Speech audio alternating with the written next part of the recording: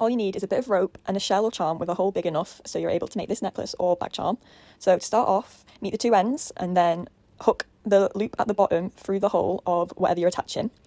So hook it through and then wrap it around the shell so that it's secure on. This type of knot can be changed, so if you wanted to change out the shell or charm or pendant that you're attaching, you can do. To make the knots, you're going to put the left side over the right and then hook it over to make a little loop. Make sure you have plenty of rope on the other side of the loop, because after this you're going to make 2 more loops but to the left of the original loop.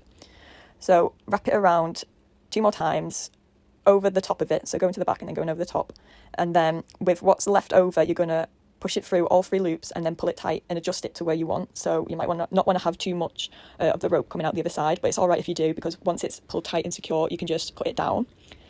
Before you make these knots, it's important to measure out the right length of rope. So if you want it as a necklace, it can fit over your head, or if you're attaching it to your bag, you want to wrap it around the handle before you do these knots so that you're tying it around the bag. And then you're going to do the exact same on the other side. So flip it over and then put the left one over the right, above the right, and then do your first loop. And then when you're doing your second 2 loops, they're going to go to the left of the original one, making sure to always go under the rope and then pull it over, and making sure again that you've got enough rope to do the 3 loops and to pull it through.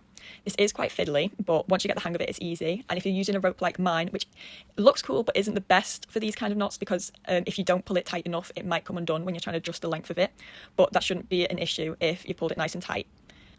So once you've tied them both, it's basically finished. It should be able to adjust. It might be a bit tricky to adjust if you pull the ropes tight enough, but that just means it's safe and secure and won't go longer if you want it to be a short necklace, and won't come undone if you have it as a long one. So that's just how you adjust it. There should be 1 rope that you pull, that's the adjustable one, and then 1 that won't move.